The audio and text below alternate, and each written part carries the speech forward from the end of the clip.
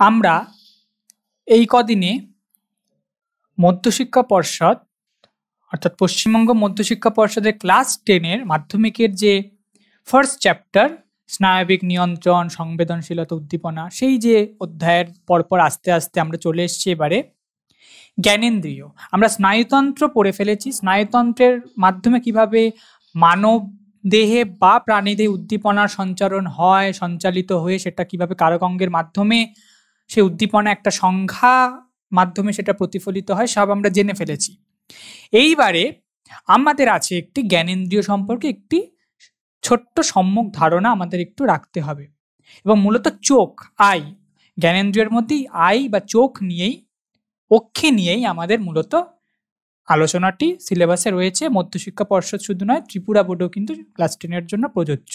এই চোখ বা আই, অক্ষি যাকে আমরা বলি।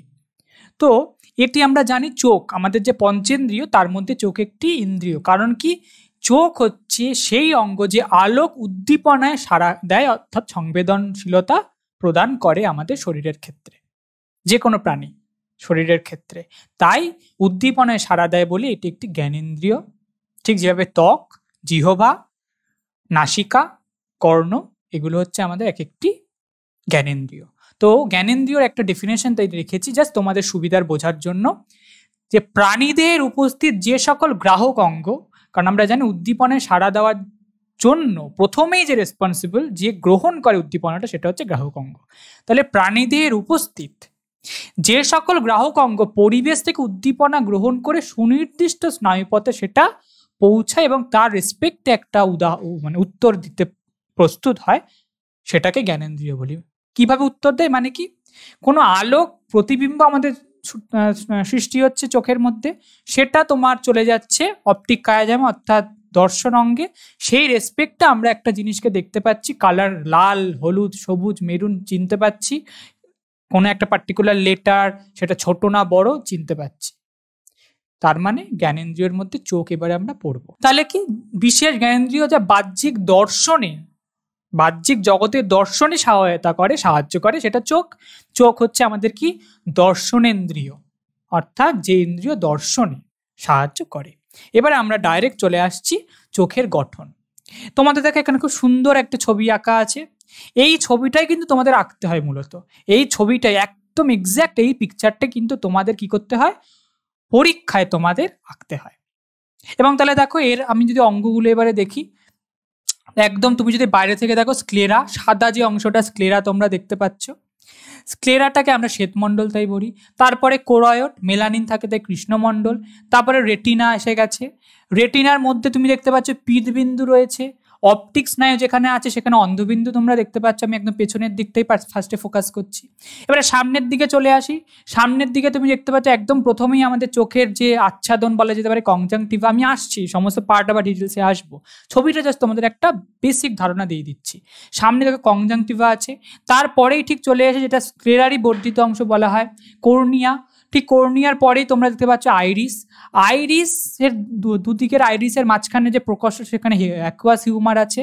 আর আইরিসের মাঝখানের অংশটাকে আবার তারারন্ধ্র বলা হয়, যেটার মাধ্যমে আলো লেন্স, যে মাঝখানে একটা ওই ছাই কালারের যে অংশটা, সেটাকে লেন্স বলা হয়। সেই লেন্স মূলত দেখো সাসপেন্সারি লিগামেন্ট বা সিলিয়ারি বডি, সিলিয়ারি বডিরই তোমার হচ্ছে লিগামেন্টগুলোকে সাসপেন্সারি লিগামেন্ট বলা হয়, তাই মাধ্যমে এগুলো এটা আটকে থাকে। তারপরে দেখো ভেতরে যে গোলাপি মূলত বড় যে অংশটা, সেটাকে বলা হচ্ছে ভিট্রিয়াস হিউমার। এই হচ্ছে মূলত একটা চোখের গঠন। খুব সিম্পল, একদম সিম্পল পিকচার, এটা জটিল পিকচার না, এটাই মূলত তোমাদের পরীক্ষায় আঁকতে হয়, বোঝার জন্য এটাই সব থেকে সিম্পল। এইবারে আমরা একটা রেডি করেছি চোখের যে অঙ্গগুলো আমি সব বললাম, কেউ এর মধ্যে আছে আবরক হিসাবে কাজ করে, কেউ প্রকোষ্ঠ হিসাবে কাজ করে, বা কেউ বলা ভালো অ্যাজ আ ফ্লুইড হিসাবে কাজ করে, কেউ আছে যে অন্য বিভিন্নভাবে কাজ করে, আনুষঙ্গিক অঙ্গ আছে। তো সেটাকে আমরা একটা ভাগ করে নিয়েছি তোমাদের সুবিধার জন্য। চোখের মূলত দুটি পার্ট আমরা ভাগ করে নিয়েছি। দেখো একটা জায়গায় দেখতে পাচ্ছ অক্ষি গোলক, আর একটা থেকে আনুষঙ্গিক অঙ্গ বা অংশ, সেটাকে পরে আসছি, সেটা আনুষঙ্গিক, অ্যাক্সিলারি যাকে বলি। অক্ষিগোলক, অক্ষিগোলকের আবার দুটো পার্ট আমি রেডি করেছি, আবরক এবং প্রতিসারক।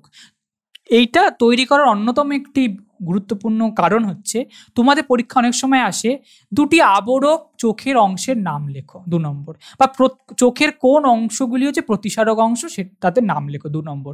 তোমরা যদি 4টাকে মাথায় রেখে দাও তোমরা একদম ফুল মার্কস পাবে। তার জন্যই 4টা আমি রেডি করেছি। দেখো অক্ষিগুলোকে যে আবরক অংশের 3টে পার্ট, বহিরাবরক, মধ্যাবরক, মধ্যের আবরক অংশ এবং আন্ত আবরক অর্থাৎ শেষ আবরক অংশ। বহিরাবরক দেখা আছে কি স্ক্লেরা আর কর্নিয়া। ছবিতে চলে আসে স্ক্লেরা মানে দেখো যে একদম পেছনে দেখো আছে লেখা স্ক্লেরা সাদা অংশ, একদম বাইরের বহিরাবরণ, যে একদম বাইরে থেকে রক্ষা করছে, এটাকে শ্বেতমণ্ডল বলা হয়।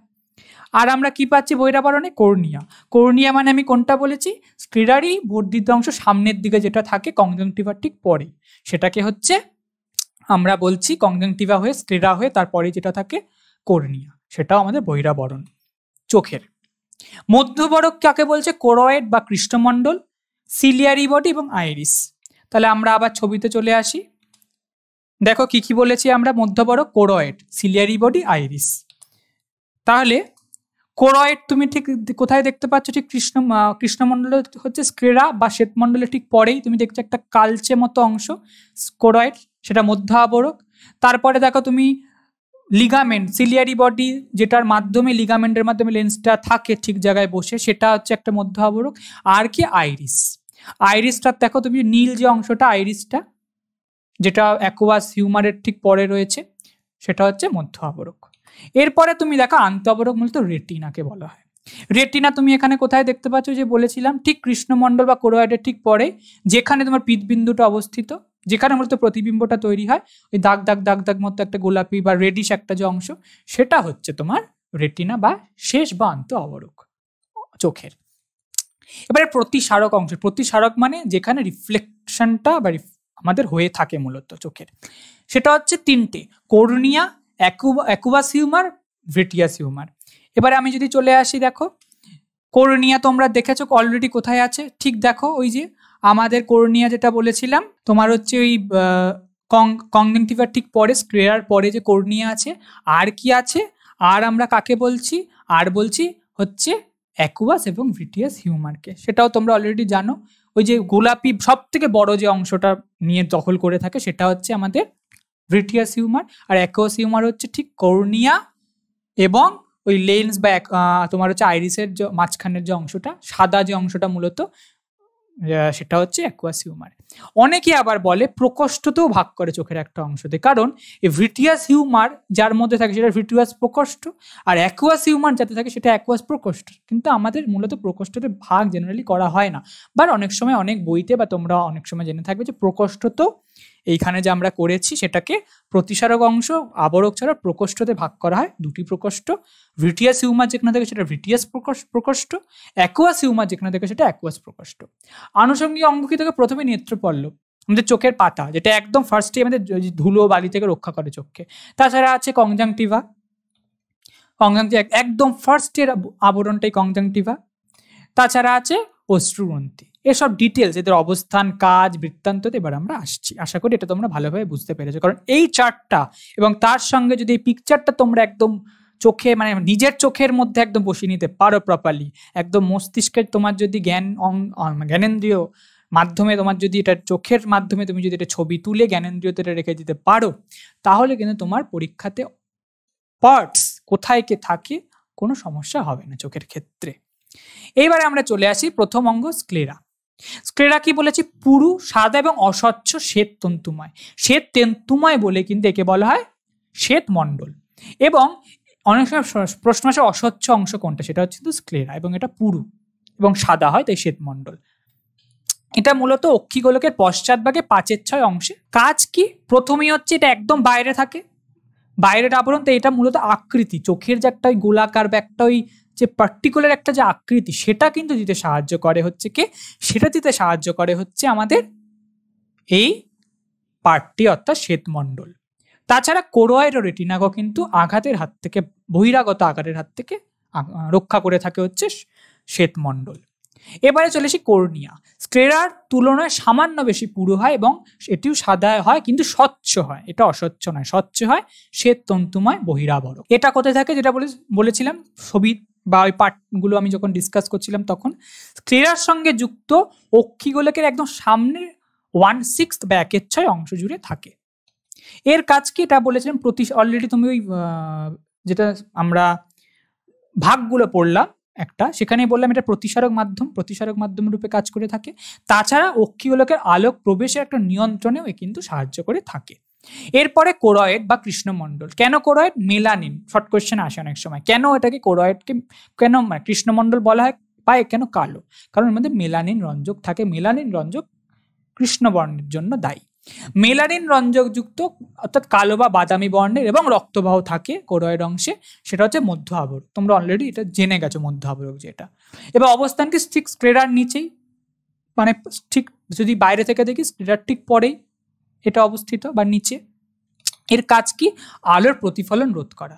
কারণ কি, যদি আলোটা ওখানে গিয়ে যতটা মেলানিন যুক্ত কালো, তাই ও প্রতিফলিত হতে আলোকে দেয় না, না হলে কিন্তু আমরা প্রপারলি কিছু দেখতেই পারতাম না। এই অংশটা ক্ষতিগ্রস্ত না থাকলে আমরা কিন্তু সব আলো এদিকে দিকে প্রতিফলিত হয়ে চলে যেত, বারবার রিফ্লেক্ট হতো, তাই আমরা কিছু চোখে দেখতে পারতাম না, প্রপার প্রতিবিম্বটাই রেটিনায় তৈরি হতো না। তাই এই আলোর প্রতিফলনটা রোধ করে, কারণ এই কালো এবং মেলানিন যুক্ত।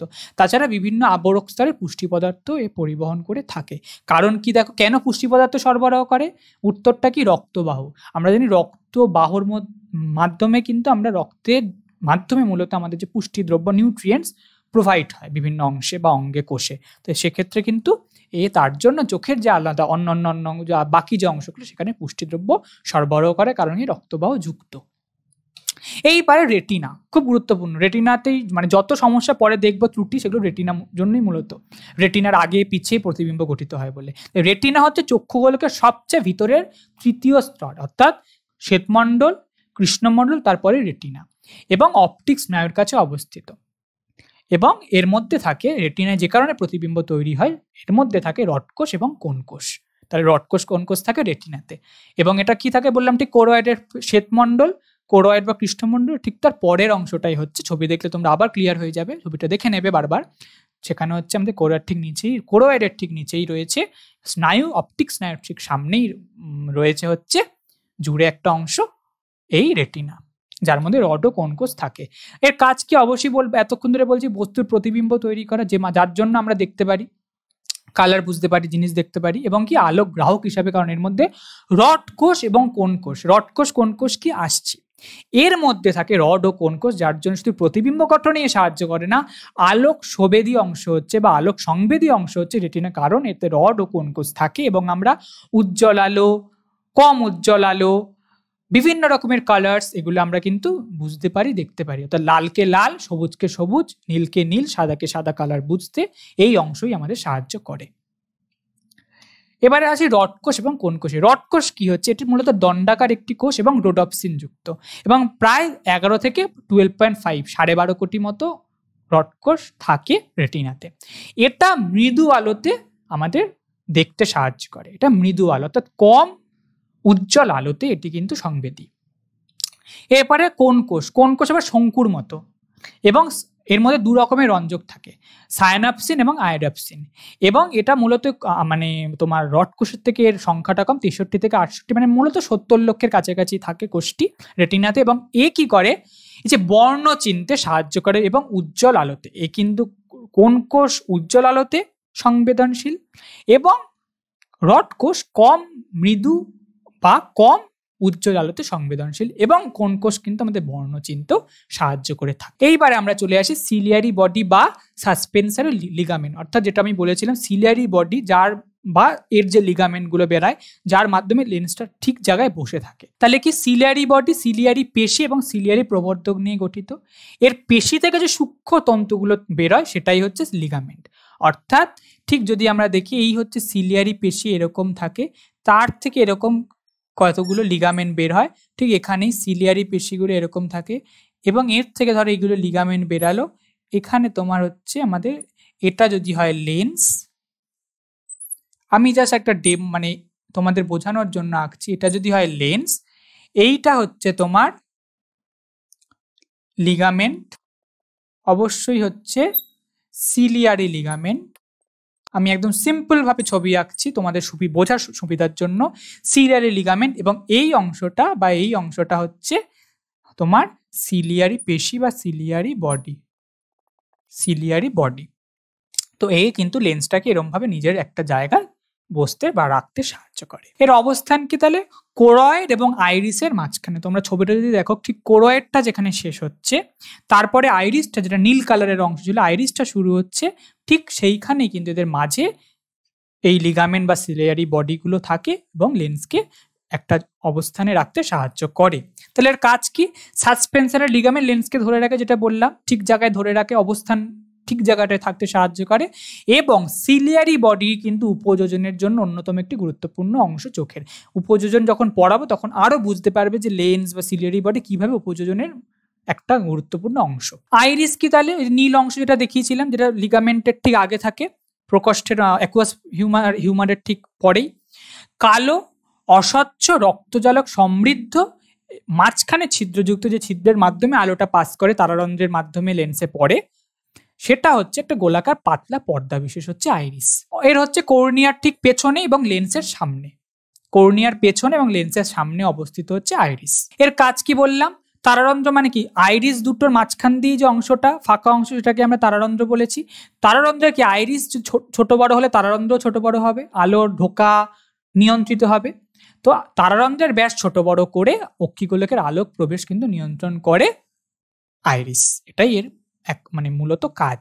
এরপরে আমরা আসি পিউপিল বা তারারন্ধ্র। এটা কিছু একটা গোলাকার ছিদ্র, এই আইরিসের মাঝখানে যেটা থাকে, মূলত দুটো আইরিসের মাঝখানে যে ছিদ্র থাকে, যার মাধ্যমে আলোটা প্রবেশ করে লেন্সের মাধ্যমে ভিট্রিয়াস হিউমার হয়ে রেটিনার পিতবিন্দুতে গিয়ে পড়ে, সেটা হচ্ছে গোলাকার ছিদ্র বিশিষ্ট পিউপিল। এটি আইরিসের কেন্দ্রে ঠিক অবস্থিত এবং এর মধ্যে দিয়ে আলো অক্ষিগোলকে প্রবেশ করে। মানে এটা হচ্ছে দ্য গেটওয়ে, যেখান থেকে আলোটা ঢুকে লেন্সের মাধ্যমে ভিট্রিয়াস হিউমার হয়ে আমার রেটিনার পিতবিন্দু থেকে প্রতিবিম্ব তৈরি করে। এবারে লেন্স খুব গুরুত্বপূর্ণ, একটা আমি ডিফিনেশন মতো রেডি করেছি, কারণ লেন্সের ডেফিনেশন অনেক সময় তোমাদের আসে।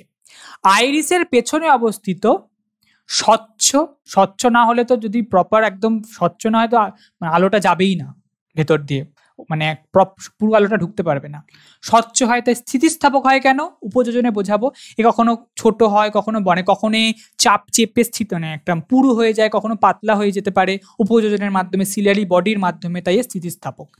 এবং দ্বি উত্তল চাকতির মতো দেখতে যে সিলিয়ারি বডি থেকে উৎপন্ন হয় যে অংশ, তাকে বলা হয় লেন্স, এবং এটি সিলিয়ারি লিগামেন্ট দ্বারা যুক্ত থাকে। যেটা বললাম, সিলিয়ারি লিগামেন্টের কাজে সিলিয়ারি লিগামেন্টের মাধ্যমে এটা নির্দিষ্ট অবস্থানে থাকে। এর অবস্থান কি? আইরিসের ঠিক পেছনেই আইরিস, তারপরে হচ্ছে তোমার সিলিয়ারি লিগামেন্টের মাধ্যমে অবস্থিত প্রপার জায়গায় থাকে হচ্ছে লেন্স, তাই এই সিলিয়ারি আইরিসের পেছনেই থাকবে অবশ্যই লেন্স। এর কাজ কি? চোখের প্রতিসারক মাধ্যম, কারণ গেটওয়ে হচ্ছে তারারন্ধ্র, তারপরে ফার্স্ট প্রতিসারক মাধ্যমেই, যেখান মাধ্যমে ভেতরে ঢুকছে আমার আলোক রশ্মি বলা ভালো বেটার, সেটা হচ্ছে আমাদের এই লেন্স। এবং উপযোজনে সাহায্য অবশ্যই করে। উপযোজন যখন পড়াবো তোমাদের, যেটা স্থিতিস্থাপক কেন হয় বলছিলাম, তখন আরো ভালোভাবে বুঝবে। এবারে অ্যাকুয়াস হিউমার, এটা অ্যাকুয়াস প্রকোষ্ঠ থাকে। অ্যাকুয়াস প্রকোষ্ঠটা কোথায় থাকে? লেন্স আর কর্নিয়ার ঠিক মাঝখানে। লেন্স কর্নিয়ার মাঝখানে অ্যাকুয়াস প্রকোষ্ঠ থাকে। তার ভেতর যে তোমার একটা তরল পদার্থ থাকে, জলীয় পদার্থ বা তরল পদার্থ, সেটা মূলত অ্যাকুয়াস হিউমার নামে পরিচিত। এর মধ্যে কি থাকে? শর্করা, প্রোটিন এবং বিভিন্ন লবণাক্ত বা লবণের যে মিশ্রণ, সেটা কিন্তু দিয়ে তৈরি হয় অ্যাকুয়াস হিউমার। এর অবস্থান কি? যেটা বললাম, লেন্স আর কর্নিয়ার মাঝখানে অবস্থিত, অ্যাকুয়াস প্রকোষ্ঠতে থাকে অ্যাকুয়াস হিউমার। এটা মূলত অক্ষিগোলকের যে ভেতরের চাপ, খুব ইম্পর্টেন্ট, মানে এটা যদি শুকিয়ে যায় আমাদের খুব সমস্যা চোখের। এই প্রকোষ্ঠের যে হিউমার, অ্যাকুয়াস হিউমার, সেটা তোমার অক্ষিগোলকের অভ্যন্তরীণ চাপ, প্রেশার, চোখটা কিন্তু খুব প্রচন্ড আন্ডার প্রেশার থাকে। আমাদের আই যে বলস বা অক্ষিগোলক আন্ডার প্রেশার থাকে, প্রেশারটাকে নিয়ন্ত্রণ করে হচ্ছে দুটো হিউমার বা দুটো প্রকোষ্ঠের অন্তর্গত জলীয় পদার্থ, তার একটি হচ্ছে অ্যাকুয়াস হিউমার। তাছাড়া লেন্স ও কর্নিয়াকে পুষ্টি সরবরাহ করে, কারণ এর মধ্যে শর্করা আছে, বিভিন্ন রকমের লবণাক্ত সল্টস রয়েছে, প্রোটিনস রয়েছে, তার জন্য এরা লেন্স ও কর্নিয়াকে পুষ্টিদ্রব্য সরবরাহ করে থাকে। তাহলে এরপরে চলে আসে ভিট্রিয়াস হিউমার। তাহলে ভিট্রিয়াস হিউমার হচ্ছে ঠিক লেন্স আর রেটিনার মাঝখানে যে সব থেকে বড় প্রকোষ্ঠ, সেটা যে তরল দ্বারা পূর্ণ থাকে, সেই প্রকোষ্ঠটাকে বলা হয় ভিট্রিয়াস প্রকোষ্ঠ, এবং তার মধ্যে যে জলীয় বা তরল অংশ, সেটাকে বলা হয় ভিট্রিয়াস হিউমার। এবং এটিও মূলত স্বচ্ছ জেলির মতো তরল দ্বারা পূর্ণ থাকে, এবং এর মধ্যে শর্করা, প্রোটিন এবং জেলির মতো কিছু লবণাক্ত সান্দ্র পদার্থ বা জলীয় পদার্থ থাকে। তাহলে এর কোথায় অবস্থিত? অবশ্যই পশ্চাৎ প্রকোষ্ঠ। ফ্রন্টে থাকে কি? অ্যাকুয়াস প্রকোষ্ঠ। এবং পশ্চাতে থাকে কি ভিটিয়াস প্রকোষ্ঠ, এবং তারা কি লেন্স আর রেটিনার মাঝখানে ভিটিয়াস প্রকোষ্ঠ ভিটিয়াস হিউমার থাকে। তাহলে এর কাজ কি? এ আবার প্রতিসারক মাধ্যম, কারণ কি লেন্সের পরেই আলোক রশ্মিটা কার মধ্যে দিয়ে প্রতিষ্ঠিত হয়? তোমার ভিটিয়াস হিউমারের মধ্য দিয়ে। তো এটাও একটা প্রতিসারক মাধ্যম। তাছাড়া এও কিন্তু যদি এর মধ্যে জলীয় অংশ থাকে, এও কিন্তু আমাদের যে আইবলের চাপ, অক্ষিগোলকের চাপ রক্ষা করতে, সাম্যতা বজায় রাখতে চাপের সাহায্য করে। এবারে কনজাংটিভা, একদম ফার্স্টের যে লেয়ারটা আমাদের চোখের একদম সামনের দিকে, অক্ষিগোলকের বহির্ভাগে কর্নিয়ার উপর যে অংশটা পাতলা একটা আবরণ থাকে, সেটা কনজাংটিভা বা নেত্র বর্ধপল্লব বলা হয়। এটা তাহলে কি কর্নিয়া এবং অক্ষি পল্লবের মাঝে অবস্থিত। এর কাজ কি? মূলত কর্নিয়া, অর্থাৎ কর্নিয়া বা ভেতরের যে চোখের অংশ মূলত কর্নিয়া, কারণ ঠিক এর পরেই কনজাংটিভার পরেই থাকে কর্নিয়া। কর্নিয়াকে বাইরের আঘাত, ধুলো, বালি ইত্যাদির থেকে রক্ষা করা। এইবার আমরা আসি অশ্রুগ্রন্থি, খুব ভাইটাল একটা কিন্তু পার্ট। অশ্রুগ্রন্থি বা টিয়ার্স গ্ল্যান্ড যাকে আমরা ইংলিশে বলি, সেটা কিন্তু দুটো চোখেই থাকে। অক্ষিকোটরের, আমাদের যে ঊর্ধ্ব চক্ষু পল্লব, সেখানে যে অক্ষিকোটর, সেখানে অনেকটা পটলের ন্যায় বা বাদামের ন্যায় একটা বাদামি বর্ণের একটা আমাদের যে অশ্রুগ্রন্থি বা গ্ল্যান্ড থাকে, সেটাই অশ্রুগ্রন্থি, কারণ এর থেকে অশ্রু বা টিয়ার যেটা জল, আমাদের চোখের জল বলি, সেটা নিঃসৃত হয়। এক্ষেত্রে বলা ভালো অবস্থানটা হচ্ছে ঊর্ধ্ব নেত্রপল্লব, অর্থাৎ অক্ষিকোটরটা থাকে আমাদের ওপরের, চোখের ওপরের যে নেত্রপল্লব, তার ভেতরের দিকে প্রায় মাঝামাঝি স্থানে অবস্থান করে। এর কাজ মূলত যদি বলি, লেখাটা তো দেখতেই পাচ্ছ, বা তোমরা অশ্রুগ্রন্থির কাজ কি? অশ্রুগ্রন্থির কাজ হচ্ছে অশ্রু নিঃসৃত করা। চোখের জল বা অশ্রু, টিয়ার্স, এ কিন্তু আমাদের চোখকে সিক্ত রাখতে, চোখ যদি শুকিয়ে যায় না, আমাদের কিন্তু অনেক সময় দেখবে অনেকের বলে চোখের জল হচ্ছে না বলে, মানে অনেক সমস্যা হয়, তারা প্রপারলি চোখে দেখতে পায় না, চোখ শুকিয়ে যায় বলে। চোখের জল আমাদের চোখকে সিক্ত রাখতে সাহায্য করে। দেখো সেটাই লেখা আছে, কনজাংটিভার উপর ছড়িয়ে পড়ে এবং চোখের সিক্ততা বজায় রাখতে সাহায্য করে। খুব ইম্পর্টেন্ট এটা। এই যে আমরা বারবার পলক ফেলি, কেন ফেলি বলো তো? বারবার পলক ফেলি, পলক ফেলার মাধ্যমে কিন্তু বারবার করে আমাদের সিক্ততা বজায় থাকে কনজাংটিভার উপর। আর গুরুত্বপূর্ণ একটি কাজ, এই যে বলি না ঠান্ডা লাগলে চোখের থেকে জল পড়ে, ঠান্ডা লাগছে মানে কি? আমাদের একটা কোনো মূলত ব্যাকটেরিয়া বা ভাইরাল জাতীয় একটা ইনফেকশন ধরা দিতে হয়তো হয়েছে। চোখের জলের মধ্যে থাকে দুটো মূলত, যেটা এক ধরনের উৎসেচক, তার নাম হচ্ছে লাইসোজাইম। তাছাড়া থাকে সোডিয়াম, পটাশিয়াম সল্ট। এইগুলো মূলত, লাইসোজাইম হচ্ছে ব্যাকটেরিয়াকে মারতে সাহায্য করে, ব্যাকটেরিয়ার কোষকে মেরে ফেলতে চোখে থাকা লাইসোজাইমটা কিন্তু খুব কার্যকরী। এবং Na বা K সল্ট থাকার জন্য স্যালিনিটিটা এমন পর্যায়ে চলে যায়, স্যালিনিটি, যে কোনো ব্যাকটেরিয়া বা জীবাণু কিন্তু আর আমাদের চোখের মাধ্যমে ভেতরে ঢুকে বা চোখে কোনো ইনফেকশন তৈরি করতে মূলত পারে না। তাই লাইসোজাইম এবং Na-K সল্ট, মানে সোডিয়াম বা পটাশিয়ামের বিভিন্ন সল্ট থাকার দরুন কিন্তু ব্যাকটেরিয়া তথা জীবাণুকে ধ্বংস করতে সাহায্য করে অশ্রুগ্রন্থি নিঃসৃত অশ্রু বা টিয়ার্স বা চোখের জল, যেটাকে আমরা সাধারণ বাংলা কথায়, পাতি কথায় বলে থাকি। এইবারে আমরা আসছি পিতবিন্দু বা ইয়েলো স্পট। এই যে এত অশ্রুগ্রন্থি অব্দি এত তোমাদের বোঝালাম, নিশ্চয়ই কোনো জায়গায় মনে হচ্ছে সেই জায়গায় যদি স্যারের থেকে আরেকটু জানতে পারতাম ভালো হতো। Any doubt from any parts of your chapter of your syllabus, যে কোনো সমস্যা যদি তোমাদের থাকে, বুঝতে অসুবিধা হয়, বুঝতে চাইছো, বুঝতে পারছো না, কিন্তু বোঝাটা দরকারি অবশ্যই তোমাদের পরীক্ষার জন্য, তাহলে কিন্তু তোমাদের অবশ্যই যোগ করতে হবে আমার লাইভ ক্লাসে। এবং লাইভ ক্লাসে যোগ করলে তোমরা কিন্তু সমস্ত রকমের সাজেশনস থেকে শুরু করে কী করে অ্যান্সার লিখতে হয় এবং প্রত্যেকটা পার্টসের ছবি থেকে শুরু করে প্রত্যেকটা পার্টসের ডিটেলস ডেসক্রিপশন, তোমাদের যা যা দরকার বোঝানো শেখানো সব কিন্তু তোমাদের হয়ে যাবে। তাই লাইভ ক্লাসে জয়েন করো ভালো মার্কস পেতে, ভালোভাবে বুঝতে। তাহলে পিতবিন্দু বা ইয়েলো স্পটে চলে আসি। পিউপিলের বিপরীত দিকে, পিউপিল মানে কি? তারারন্ধ্র, ওই আইরিসের মাঝের অংশটা, যে মূলত গেটওয়ে আলোক রশ্মির। এই পিউপিলের বিপরীতে বা তারারন্ধ্রের ঠিক অপোজিট সাইডে যে অংশটায় প্রতিবিম্ব তৈরি হয়, রেটিনার যে অংশে প্রতিবিম্ব তৈরি হয়, কারণ অনেক বেশি পরিমাণে ওই অংশে কোন কোষ থাকে। এবং আমরা জানি কোন কোষ বর্ণগ্রাহক, এবং আমাদের ক্ষেত্রে কোন কোষই হচ্ছে যে উজ্জ্বল আলোক সংবেদী একটা অংশ রেটিনার। তারা কিন্তু এই অংশে সব থেকে বেশি থাকে বলে ইয়েলো স্পট বা পিতবিন্দু বা ফোবিয়া সেন্ট্রালিসিসে আমাদের প্রতিবিম্বটা গঠিত হয়। ও কাজ কি? উজ্জ্বল আলোকে দেখতে সাহায্য করাতে প্রতিবিম্ব, কারণ এখানে কোন কোষ অনেক বেশি থাকে বলে। এবারে অন্ধবিন্দু, ইয়েলো বিন্দু আছে, ইয়েলো স্পট আছে, মানে তাহলে অন্ধ বা ব্লাইন্ড স্পটও থাকবে। ব্লাইন্ড স্পট হচ্ছে সেই অংশটা ঠিক যে জায়গায়, যেখানে তোমার রেটিনাগুলো অপটিক স্নায়ুর মাধ্যমে যুক্ত, সেই জায়গায় কোনো রডকোষ বা কোন কোষ থাকে না। রডকোষ বা কোন কোষ না থাকার জন্য এখানে প্রতিবিম্ব তৈরি হয় না, আলোক সংবেদী অংশ নয় এটি, তাই এখানে কোনো প্রতিবিম্ব গঠিত হয় না বলে এই অংশটিকে বলা হয় অন্ধবিন্দু বা ব্লাইন্ড স্পট। এইবারে তাহলে আমরা পার্টস সব বুঝে নিলাম, ছবি তোমাদের দেখিয়ে দিয়েছি, তোমাদের চার্ট দেখি, একটা শব্দছকের মাধ্যমে পার্টস গুলো বুঝিয়েছি, তার বিভিন্ন অংশ, অবস্থান, কাজ, ডিটেল যতটুকু তোমাদের দরকার, এর বেশি তোমাদের দরকার নেই, একটা লাইনও বুঝে গেল। এইবারে আমাদের আর একটা আছে দৃষ্টি, একনেত্র, দ্বিনেত্র, উপযোজন এবং চোখের ত্রুটি এবং সংশোধন, দৃষ্টির ত্রুটি ও সংশোধন।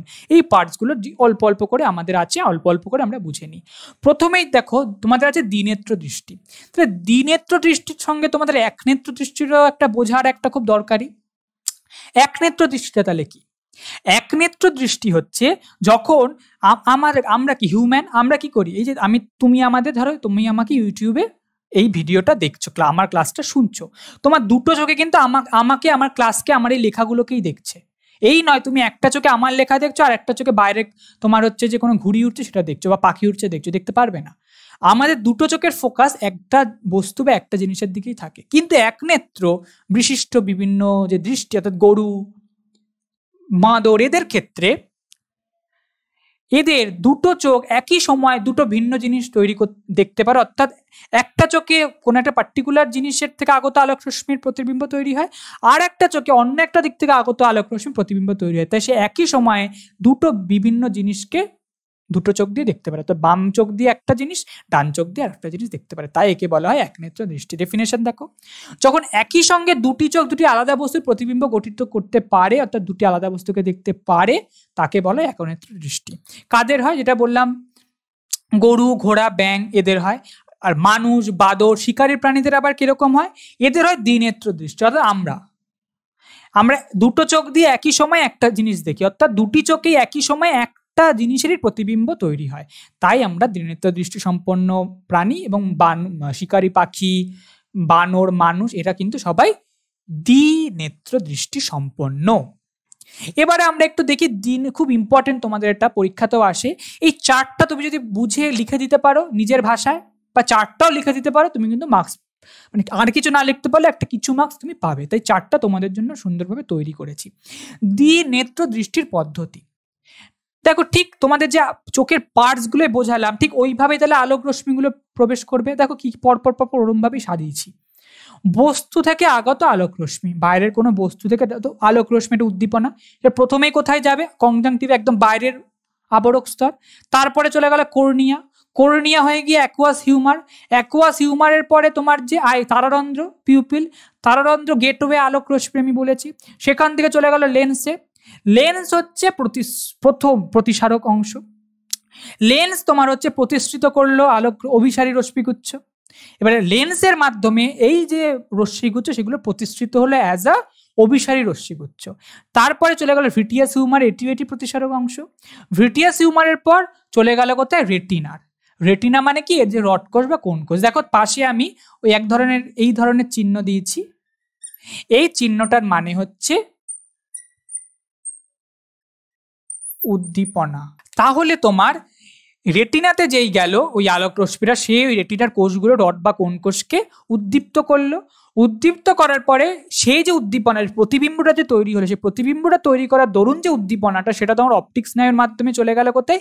ব্রেনের দর্শন অঞ্চল, অর্থাৎ অপটিক কায়াজামা। দেখো স্টার দিয়ে লেখা আছে অপটিক কায়াজামা। অপটিক কায়াজামার মাধ্যমে সেটা বাম সেরিব্রাল হেমিস্ফিয়ার এবং ডান সেরিব্রাল হেমিস্ফিয়ারে কিন্তু দর্শন অঞ্চলে গিয়ে সেটা কি রং, সেটা যে আমাদের যে অনুধাবন, সেই অনুধাবনটা হওয়ার পরে আবার চোখের মাধ্যমে সেটা আমরা বুঝতে পারবো এটা লাল না নীল না সবুজ। তাহলে এই চার্টটা মূলত তোমাকে বলে দিচ্ছে দ্বিনেত্র দৃষ্টি কিভাবে আমরা বুঝতে পারি বা দেখতে পারি, এবং একই সময় দুটো চোখে কিন্তু এক কাজ একসঙ্গে হয়ে থাকে। এই যে তোমাদের দ্বিনেত্র দৃষ্টি বোঝালাম, এইবারে সেটাকে আমরা একটা অ্যানিমেশনের মাধ্যমে বুঝবো কিভাবে অ্যাকচুয়ালি হয়। দেখো একটি চোখকে আমরা দেখছি, কারণ কি আমরা দ্বিনেত্রর ক্ষেত্রে দুটি চোখেই সেম প্রতিবিম্ব তৈরি হয় একইভাবে। তাহলে দেখো এই চোখ, এই আই তোমাদের হচ্ছে, এরপরে দেখো এই যে আই বল অক্ষি গোলক, এবারে অক্ষি গোলকের ভেতরে আমরা ঢুকবো কিভাবে, একটার পর একটা অংশের মাধ্যমে। দেখো তোমরা একটা মিড লাইন অর্থাৎ লম্বচ্ছেদ যাকে বলে সেটা দেখতে পাচ্ছ।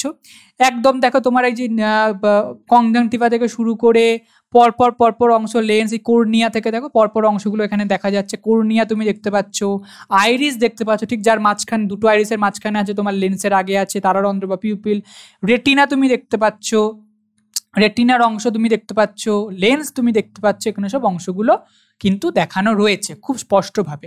এবার দেখো লাইটের মোমবাতি, লাইট, আলোক রশ্মি, উদ্দীপনা, বাহ্যিক উদ্দীপনা কিভাবে আমাদের একটা ইমেজ তৈরি করতে সাহায্য করে। মোমবাতিটাকে কিভাবে আমি দেখবো, এই আলোটা এলো কর্নিয়ার মাধ্যমে, দেখো আলোটা ঢুকছে কিভাবে, আলোটা ঢুকে যখনই ঢুকবে লেন্সে যেই তোমার এটা প্রতিষ্ঠিত হবে এটা অভিসারী রশ্মিগুচ্ছে পরিণত হবে। অর্থাৎ কিভাবে অভিসারী রশ্মিগুচ্ছে পরিণত হবে সেটা তুমি এবার দেখতে পাবে। দেখো ঠিক অভিসারী রশ্মিগুচ্ছে পরিণত হলো, এবং রেটিনার যে তোমার ইয়েলো স্পট, ওইটাকে একটা গর্ত মতো দেখতে পাচ্ছ, ইয়েলো স্পটে গিয়ে একটা প্রতিবিম্ব তৈরি হলো, উল্টো প্রতিবিম্ব সবসময় কারণ দেখো তুমি অভিসারী রশ্মিগুচ্ছ হয়ে গেল। অভিসারী রশ্মিগুচ্ছ মানে উপরটা নিচ, নিচটা ওপর, ডান দিক বাম, বাম দিকটা ডান দিক হয়ে যাবে। উল্টো একটা আমি মোমবাতির প্রতিবিম্ব তৈরি করলাম কোথায়, রেটিনার পিতবিন্দুতে, সেটা অপটিক কায়াজামায় চলে গেল, ব্রেইনের দর্শনাঞ্চলে চলে গেল। দর্শনাঞ্চলে গেল কার মাধ্যমে, ওই অন্ধ বিন্দুর মাধ্যমে যে আমার অপটিক নার্ভ, তার মাধ্যমে চলে গেল ব্রেইনের দর্শন অঞ্চল। এবং সেখানে কিন্তু ওরা প্রিটেন্ড করলো ব্রেইন যে অ্যাকচুয়ালি মোমবাতিটা উল্টো নয়, সেটা সোজা হবে। সেটা এবারে কারক অঙ্গ অর্থাৎ চোখের মাধ্যমে আমরা ওই উল্টো মোমবাতির প্রতিবিম্বটাকে দর্শন অঞ্চলের মাধ্যমে ঠিক করে সেটাকে সোজাভাবে দেখতে পারি। এই দেখো নর্মাল ভিশন, দেখো তোমাকে ওই আবার যেটা দেখাচ্ছে ইয়েলো ফোকাল পয়েন্ট, মানে যেখানে ইয়েলো স্পট সেখানে তোমার প্রতিবিম্বটা তৈরি হচ্ছে। তো এইগুলো হচ্ছে মূলত আমরা বোঝার চেষ্টা করলাম কিভাবে হচ্ছে তোমার আমরা দিনের তো দৃষ্টি সম্পন্ন দেখতে পারি। এতক্ষণ তোমাদের লেন্স বা সিলিয়ারি বডি, সিলিয়ারি লিগমেন্ট ইত্যাদি ইত্যাদি পড়ানোর সময় বারবার বলছিলাম এদের কাজের উপযোজনে সাহায্য করে। এইবারে আসো আমরা উপযোজনটা কি বুঝে নিই, অর্থাৎ অ্যাকোমোডেশন। ডেফিনেশন তো আছে, তোমরা এটা দেখতে পাবে, আমিও পড়ে বোঝাবো। তার আগে সিম্পল ভাবে উপযোজনটা কি, অ্যাকোমোডেশনটা কি বুঝে নাও।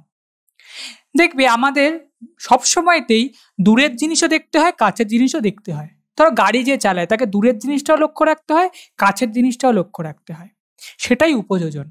অর্থাৎ চোখের মাধ্যমে একটা পার্টিকুলার টাইমে আমাকে দূরের জিনিসও দেখার জন্য, কাছের জিনিসও দেখার জন্য চোখের যে অংশ তার যে বিভিন্নভাবে চেঞ্জ হয় মূলত লেন্সের, সেটাই উপযোজন।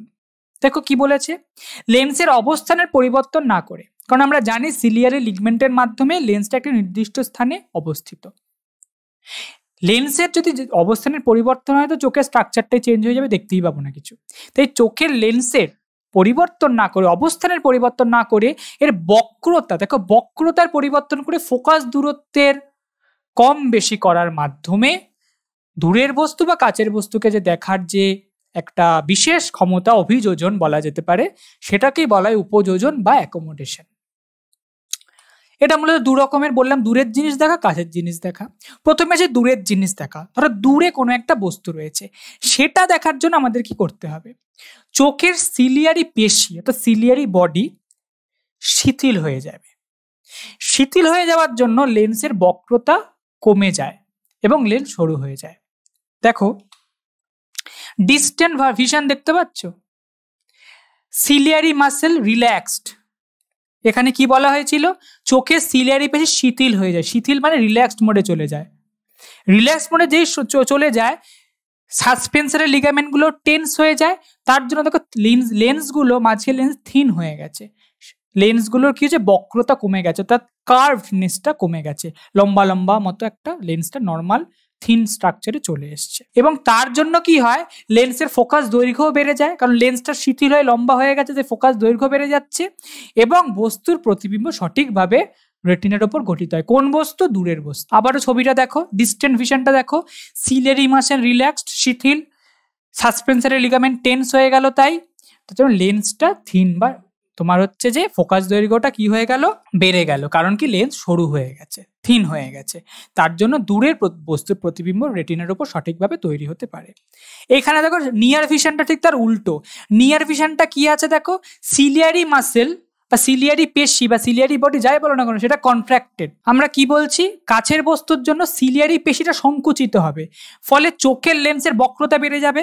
দেখো তাই হয়েছে, সিলিয়ারি মাসেলটা কন্ট্রাক্টেড, সংকুচিত হয়েছে, তার জন্য স্থূল হয়ে গেছে, লেন্সটা ঠিক স্থূল হয়ে গেছে, বক্রতাটা বেড়ে গেছে, তাই তোমার ফোকাস দূরত্বটা কমে গেছে, এবং তার জন্য লেন্স স্থূল হয়ে যাওয়ার জন্য ফোকাস দৈর্ঘ্যটা কমে গেছে, এবং কাছের যে বস্তু তার প্রতিবিম্বতে প্রপারলি দেখতে পাচ্ছি। তাহলে কি হয়, কাছের বস্তুর জন্য ফোকাস দৈর্ঘ্য হ্রাস পায় আর দূরের বস্তুর জন্য ফোকাস দৈর্ঘ্য বৃদ্ধি পায়। পিকচারটা দেখলে বুঝবে, দেখো নিয়ার ভিশনটা দেখো, সিলিয়ারি মাসেল কন্ট্রাক্টেড, স্থূলতা হয়েছে, তার জন্য ট্র্যাক হয়ে গেছে তোমার হচ্ছে কি সাসপেন্সরি লিগামেন্ট, তার জন্য তোমার হচ্ছে বক্রতা বেড়ে গেছে কার লেন্সের, তার জন্য কাছের বস্তুর তোমার প্রপারলি প্রতিবিম্ব তৈরি হতে পারছে রেটিনাতে।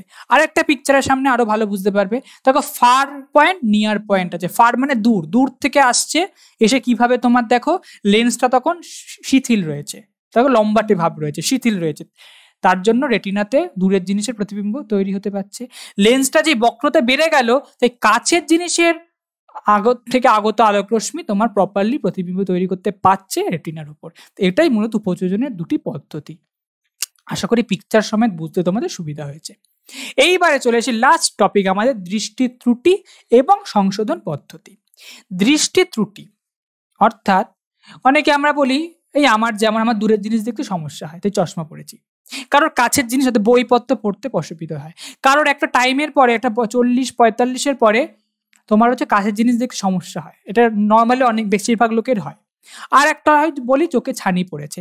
সব কিন্তু চোখের দৃষ্টির ত্রুটি এবং তার সংশোধন পদ্ধতিও রয়েছে। আসো সেই নিয়ে এবারে আমরা আলোচনায় ঢুকি। প্রথমেই রয়েছে মায়োপিয়া। মায়োপিয়া হচ্ছে মূলত দূরের জিনিস দেখতে, যেটা আমি বলছি আমার ক্ষেত্রেও যেটা হয়, দূরের জিনিস দেখতে অসুবিধা, সেই যে দৃষ্টি তোমার ত্রুটি সেটা হচ্ছে মায়োপিয়া। দেখো কি বলেছে, চক্ষু গোলকের ব্যাস অর্থাৎ অক্ষি যে টোটাল গোলকটা, তার ব্যাস স্বাভাবিকের তুলনায় যখন বর্ধিত হয়, বেড়ে যায়, তখন প্রতিবিম্ব রেটিনায় তৈরি না হয়ে তার আগে ভিটিয়াস হিউমারে তৈরি হয়। তার জন্য দূরের দৃষ্টি ব্যাহত হবে এবং কিন্তু কাছের দৃষ্টি ঠিক থাকবে, কারণ কি রেটিনার আগে ভিটিয়াস হিউমারের প্রতিবিম্ব তৈরি হয়ে যাচ্ছে। তার জন্য দূরের জিনিসের সমস্যা হলো, কাছের জিনিসের দেখার ক্ষেত্রে কোনো সমস্যা হবে না। এক্ষেত্রেই একে বলা হয় নিকটবদ্ধ দৃষ্টিতে, নিকট কাছের জিনিসেই শুধু দৃষ্টিটা বদ্ধ থাকবে, বা মায়োপিয়া, দূরের জিনিস দেখতে অসুবিধা হবে। তাহলে এটা দেখো সংশোধন পদ্ধতির সঙ্গে তুমি ছবি দেখলেও বুঝতে পারবে। সংশোধন পদ্ধতি বলেছে অবতল লেন্সের চশমা ব্যবহার করলে, অর্থাৎ আমার যে চশমাটা এটা অবতল লেন্সের চশমা ব্যবহার করলে এই ত্রুটিটা দূর হবে, মায়োপিয়া সেরে যাবে, দূরের জিনিস দেখতে পাবো। আমি অবতল লেন্সের ব্যাপারটা ছবি দিয়ে বোঝাবো। আগে দেখো নর্মাল ভিশন, মায়োপিয়া। নর্মাল ভিশনে দেখো একদম পার্টিকুলার যে ইয়েলো স্পট রেটিনা, সেখানে তোমার দেখো ওই ইয়েলো আভা যেটা দেখাচ্ছে এখানে আলোক রশ্মি, সেখানে প্রতিবিম্ব তৈরি করতে পারছে। মায়োপিয়া হলে দেখো তার আগেও দেখো গোল মতো ভিটিয়াস হিউমারের রেটিনার অনেকটা আগে গোল মতো ইয়েলো যে লাইনটা আলোক রশ্মি সেখানে মিলিত হয়েছে একটা ইয়েলো গোল মতো, সেটা হচ্ছে কোথায়, ভিটিয়াস হিউমারে, অর্থাৎ রেটিনার আগে। তাই কাছের জিনিস দেখতে পেলেও দূরের জিনিস দেখতে ভালোভাবে পাবো না। তার জন্য এবারে দেখো কিভাবে মায়োপিয়াতে এবারে তুমি কি করবে। তার জন্য দেখো মায়োপিয়াতে তার জন্য কি, অবতল লেন্স তুমি যদি ব্যবহার করো তাহলে তোমার ভিটিয়াস হিউমারে তোমার প্রতিবিম্ব তৈরি না হয়ে প্রপারলি তোমার প্রতিবিম্বটা তৈরি হবে কোথায়, হবে হচ্ছে ইয়েলো স্পটের রেটিনায়। এইবারে আমরা চলে আসি হাইপার মেট্রোপিয়া, অর্থাৎ মেট্রোপিয়ার ঠিক অপোজিট, হাইপারোপিয়াও বলা হয়, অর্থাৎ কাছের জিনিস দেখতে ভালো পাবো না কিন্তু দূরের জিনিস পাবো। এটা ঠিক তার অল্প, চক্ষু গোলকের ব্যাস যখন স্বাভাবিকের তুলনায় ছোট হয়ে যায়, তখন কি হয়, প্রতিবিম্বটা কি হয়, রেটিনার মধ্যে অর্থাৎ ইয়েলো স্পটে তৈরি না হয়ে এর পশ্চাৎ ভাগে পেছনে, রেটিনার পেছনে সৃষ্টি হয়, তৈরি হয় প্রতিবিম্বটা আলোক রশ্মির দ্বারা। তার জন্য কি হয়, কাছের জিনিস দেখতে পারি না কিন্তু দূরের জিনিসটা ঠিকঠাক ভাবে দেখতে পারি। তাই একে দূরবদ্ধ দৃষ্টি, অর্থাৎ দূরের দৃষ্টিটার মধ্যেই শুধু বদ্ধ, সেই দৃষ্টি বা হাইপারমেট্রোপিয়া বা হাইপারোপিয়া বলা হয়ে থাকে। এটার একটা পিক সংশোধন পদ্ধতি কি, উত্তল লেন্সের চশমা ব্যবহার করলে আমরা কাছের জিনিস মূলত বই পড়িছি, আমরা বই পড়ার সময় যদি সমস্যা হয় সেটা হচ্ছে মূলত হাইপারমেট্রোপিয়া। তার জন্য আমাদের উত্তল লেন্সের চশমা ব্যবহার করতে হয়, তাহলে আমরা কাছের জিনিস ঠিকঠাক দেখতে পাবো। দেখো নর্মাল ভিশন, নিয়ার কাছের অবজেক্ট একদম ক্লিয়ারলি দেখছো। আর পরেরটা দেখো নিয়ার অবজেক্ট ইজ ব্লারি, ঝাপসা। তার কারণ কত দেখো রেটিনার কত পরে গিয়ে তোমার ওই গোল যে একটা স্পট মতো হয়েছে ইয়েলো, মানে মানে তোমার হচ্ছে ওখানে প্রতিবিম্বটা রেটিনার অনেক পরে গিয়ে একটা ওই হলদে হলদে স্পট, মানে হচ্ছে ওখানে প্রতিবিম্বটা তৈরি হয়েছে পশ্চাৎ ভাগে, রেটিনার অনেক পেছনে। তাই আমরা কাছের জিনিস দেখতে পাচ্ছি না, দূরের জিনিস পেলেও দেখতে। তাহলে এক্ষেত্রে আমার হাইপারোপিয়াতে কি হবে, কি বলেছি অলরেডি, উত্তল লেন্সের চশমা ব্যবহার করতে হবে। দেখো উত্তল লেন্সের চশমা যখন আমি ব্যবহার করব, তখন দেখো ও কিন্তু আলোক রশ্মিগুলোকে এমনভাবে ফেলবে যে একদম রেটিনার ইয়েলো স্পটেই যেন বা পিট বিন্দুতেই যেন আমার প্রতিবিম্বটা তৈরি হতে পারে এবং আমি কাছের জিনিস দেখতে পারি। এছাড়া আছে প্রেসবায়োপিয়া, এটা বললাম মূলত চালসে রোগ বলা হয়। এটা মূলত কারণ 40-এর পরে মূলত এটা দেখা যায়। কাছের জিনিস দেখতে, বই পড়তে, খবরের কাগজ পড়তে অসুবিধা হয়। মূলত 40 বা 40-45 বছরে কিন্তু এটা দেখা যায়। কারণ কি, লেন্সের যে সংকোচন প্রসারণ উপযোজন ক্ষমতা সেটা হ্রাস পায়, তাই কাছের জিনিস দেখতে বা পড়তে অসুবিধা হয়, সেটাকে বলা হয় প্রেসবায়োপিয়া। এর জন্য মূলত বাইফোকাল লেন্স, বাইফোকাল লেন্স মানে হচ্ছে একটাই চশমা, ধরো যদি এটা একটা চশমার কাচ হয়, এই একটা চশমার মধ্যেও এরম থাকে, এইটা ধরো আছে নিয়ার, এইটা আছে হচ্ছে ফার। অর্থাৎ একটা অংশে তোমার এমন ভাবে লেন্সটা তৈরি করা হয় সেখানে তুমি কাছের জিনিস দেখার জন্য, আর একটা অংশে হচ্ছে ফার, দূরের জিনিস দেখার জন্য। অর্থাৎ একটি চশমাতেই বাইফোকাল দু রকমের লেন্স দিয়ে চশমাটা তৈরি হয় প্রেসবায়োপিয়ার ক্ষেত্রে। তাই একে দু রকমের লেন্স তো থাকে একটা চশমার মধ্যে, একে তাই বলা হয় বাইফোকাল লেন্স। দেখো এবার আরো ভালো বুঝতে পারবে কাছে জিনিস দেখতে অসুবিধা হয়তো বললাম। দেখো প্রেসবায়োপিয়া, প্রথমটা দেখো কাছের বড়, এটাও তুমি স্পষ্টভাবে দেখতে পাচ্ছ, স্পষ্টভাবে তোমার রেটিনার পিতবিন্দুতে বা ইয়েলো স্পটে প্রতিবিম্বটা তৈরি হলো। পরেরটাই দেখো প্রেসবায়োপিয়ার জন্য কি হচ্ছে, ফিগার ক্লোজ অ্যাপিয়ার্স ব্লারি, অর্থাৎ একদম সামনের যে বড় এটা, ওটা দেখো আর কালো নেই, ওটা একটা অ্যাশ কালার, ছাই কালার, ঝাপসা, মানে ঝাপসা, ব্লারি মানে ঝাপসা হয়ে গেছে, কারণ এটা এনার লেন্সের সংকোচন প্রসারণশীলতা হ্রাস পেয়েছে 40 বছর পেরিয়ে যাওয়ার জন্য। তাই এনার চালসে বা প্রেসবায়োপিয়া হয়েছে। তাই ইনি সামনের জিনিসটা দেখতে পাচ্ছেন না, কারণ রেটিনার অনেক পেছনে গিয়ে ওই আলোক রশ্মিগুলো মিলিত হয়ে একটা প্রতিবিম্ব হয়তো তৈরি করছে, তাই কাছের জিনিস ইনি প্রপারলি দেখতে পাচ্ছেন না। এক্ষেত্রে বাইফোকাল লেন্স তাকে ব্যবহার করতে হবে। এর লাস্ট যেটা আছে ক্যাটারাক্ট, চোখের ছানি। অনেকের পরিবারে দাদু দিদাদের অনেকেই আমরা শুনি চোখের ছানি অপারেশন হচ্ছে। ক্যাটারাক্ট কিছুই না, আমাদের যে চোখের একদম কি বলবো, তোমার বয়স বাড়ার সঙ্গে সঙ্গে কি হয়, চোখের দৃষ্টিশক্তির একটা ঝাপসা লক্ষণ করা যায়, ঝাপসা ভাব। কারণ হচ্ছে চোখের একদম সামনে এক ধরনের আস্তরণ পড়ে যায়, পর্দা পড়ে যায়, তার জন্য আমরা প্রপারলি দেখতে পারি না জিনিসপত্র, সেটাই ক্যাটারাক্ট। দেখো কি বলেছে, বয়স বাড়লে লেন্স বা কর্নিয়া ক্রমশ অস্বচ্ছ হয়ে যায়। আমি লেন্সের সময়তেই বলেছি স্বচ্ছ হতে হবে লেন্স, আদারওয়াইজ কি প্রতিশ্রুতই হবে না আলোক রশ্মিটা তারারন্ধ্র দিয়ে যখন পাস করবে। তাই অস্বচ্ছতা বেড়ে যায় যখন বয়স বাড়ে। তাই লেন্স বা কর্নিয়া প্রতিসারক মাধ্যম, তাই এরা যখন অস্বচ্ছ হয়ে যায় দৃষ্টিশক্তি ক্ষীণ হয়ে যায়। তার জন্য এই যে ত্রুটি সেটাকে বলে চোখের ছানি বা ক্যাটারাক্ট, একটা আচ্ছাদন মতো পড়ে যায়, অস্বচ্ছ হয়ে যায়। এই অস্বচ্ছতাটা যদি আমরা প্রপারলি অপারেট করে কাটিয়ে তুলতে পারি চোখের ছানি অপারেশনের মাধ্যমে, তাহলে কিন্তু আমরা ক্যাটারাক্ট থেকে মুক্তি পাবো। দেখো নর্মাল আই দেখো একদম তোমার লেন্সটা একদম ঝকঝক করছে, তাই নর্মাল ভাবে আমি একটা পিতবিন্দু দিকে প্রতিবিম্ব তৈরি করতে পারছি আমার চোখ রেটিনাতে। তো ক্লাউডেড লেন্স মানে হচ্ছে অস্বচ্ছ। দেখো লেন্সটা সেকেন্ড যে আই উইথ ক্যাটারাক্ট, দেখো তুমি ওপরে চোখেও বুঝতে পারবে, যেমন চোখের মণি যাকে আমরা বলি, গোদা বাংলায় মণি বলি, ওই কালো অংশের উপরে তাহলে সাদা সাদা অস্বচ্ছ, মানে একটা ঘষা কাজ কি হয়, কেমন একটা ঘষা কাজ তুমি দেখলেই বুঝবে এটা কাজটা ঘষা, বা আর একটা কাজ দেখবে একদম ক্লিয়ার, তুমি এপার ওপার জানলা দিয়ে দেখতে পাবে। এটাও দেখি ঘষা কাচের মতো একটা চোখের মধ্যে অস্বচ্ছ জায়গাটা কালোর ওপর দেখো যেটা লেখা আছে আই উইথ ক্যাটারাক্ট। ঠিক তুমি নিচের অংশটা দেখো, যে অ্যানাটমিক্যাল ভিউটা দেখো, এই লেন্সে দেখো সাদা, লেন্সের মধ্যে সাদা সাদা অস্বচ্ছ ভাব দেখা দিচ্ছে। তাই দেখো প্রপারলি যে প্রতিষ্ঠিত হয়ে আলোটা অভিসারী রশ্মিতে পরিণত হয় সেটা যে একদম ইয়েলো স্পটে, নর্মাল লেন্সের ক্ষেত্রে ইয়েলো স্পটে কি মিলিত হয়ে প্রতিবিম্ব তৈরি করবে সেটা পাচ্ছে না। অস্বচ্ছতার জন্য দেখো চারিদিকে আলোটা ছড়িয়ে পড়ছে, প্রতিবিম্বটা যে প্রপারলি গঠিত হবে মিলিত হবে সেটা পাচ্ছে না ইয়েলো স্পটে। তাই এটাকে আমরা প্রপারলি আমরা জিনিসপত্র দেখতে পাবো না। এটার জন্য কি করতে হবে, লেন্স বা কর্নিয়াতে অপারেশন হয়, যাকে ফেকো সার্জারি বলা হয়। এটা দিয়ে তোমার ওই অস্বচ্ছতাটাকে কাটিয়ে তুললেই আমরা আবার নতুনভাবে সবকিছু দেখতে পারবো। এবং মনে রাখবে ক্যাটারাক্ট যদি প্রপার টাইমে অপারেট করা না হয়, এই অস্বচ্ছতা এমন পর্যায়ে যদি চলে যায় আর অপারেট করলেও কিছু হবে না, অনেকদিন যদি আমরা বসে থাকি না অপারেট করি তাহলে কিন্তু দৃষ্টিশক্তিও চলে যেতে পারে। তাহলে এই আমাদের ছিল হচ্ছে পুরোপুরি জ্ঞানেন্দ্রিয়, এবং আমাদের জ্ঞানেন্দ্রিয়ের মধ্যে যে চ্যাপ্টারটা রয়েছে সেটা হচ্ছে চোখ, আই, অক্ষি, গোলক, সেটা তোমার ওভারঅল চ্যাপ্টার হিসাবে আমরা পড়লাম, এবং এর মাধ্যমে আমরা কিন্তু শেষ করলাম স্নায়ুতন্ত্র। ফার্স্ট চ্যাপ্টার স্নায়ুতন্ত্র চ্যাপ্টার, যেটা খুব বড় চ্যাপ্টার, তোমরা জানো, বই খুললেই তোমরা বুঝতে পারবে, সব থেকে বড়, অন্যতম বড় চ্যাপ্টার, সেটা শেষ করলাম। আশা করি তোমরা বুঝতে পেরেছো, এবং আবারও বলছি, যদি কোনো সমস্যা হয়ে থাকে বোঝার ক্ষেত্রে, জানার ক্ষেত্রে, তোমাদের লাইভ ক্লাসে জয়েন করতে হবে। লাইভ ক্লাসে জয়েন করলেই তোমরা বুঝতে আরো সুবিধা হবে, বুঝতে পারবে। এনি কোয়েশ্চেন্স তোমরা করতে পারো লাইভ ক্লাসের মাধ্যমে, এবং ভালো মার্কস তো তুলতে পারবে।